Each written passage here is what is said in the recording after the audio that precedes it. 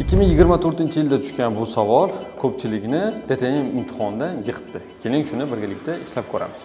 Demak, bizga quyidagicha misol berilgan. Uni ishlashimiz uchun biz dastavval bu ifodani birga tenglashtirib olishimiz kerak bo'ladi. Ya'ni ikkita x minus 3 teng 1 ga 3 yo'q o'tkazsak 4 bo'ladi. 2 ni 4 ga bo'lsak, demak x teng 2 chiqadi. Bundan kelib chiqadiki, x o'rniga 2 qo'ysak, f(at) bizda 1 hosili bo'ladi. f(at) 1imiz, demak 2 ni qo'yaman. 2 kira 3 bu yoqda 6 bo'ldi. 6 ga 5 qo'shsam, demak 11 ga teng bo'ladi. Xo'p, endi nima qilishimiz kerak?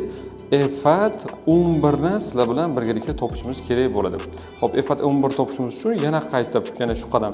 ikkita x minus 3 ni 11 ga tenglashtiraman. 3 bu yoqqa o'tkazsak 14 bo'ldi. 2 ga bo'lib olsak, x teng 7 hosil bo'ladi. Endi x o'rniga 7 ni qo'yib, mana bu ifodani boshqachadan yechib olamiz. Demak, bizda f(at) 11 teng bo'ladi. Demak, mana bu yoqqa 7 kira 3 21. 21 ga qo'shamiz 5 ni va f(at) bizda 11 teng bo'ladi 26 ga. Bizda bor bu javob, C javob to'g'ri ekan. Shu kabi DTM ga tushadigan savollarni o'tkazib yubormaslik uchun sahifamga obuna bo'lib, kuzatib boring.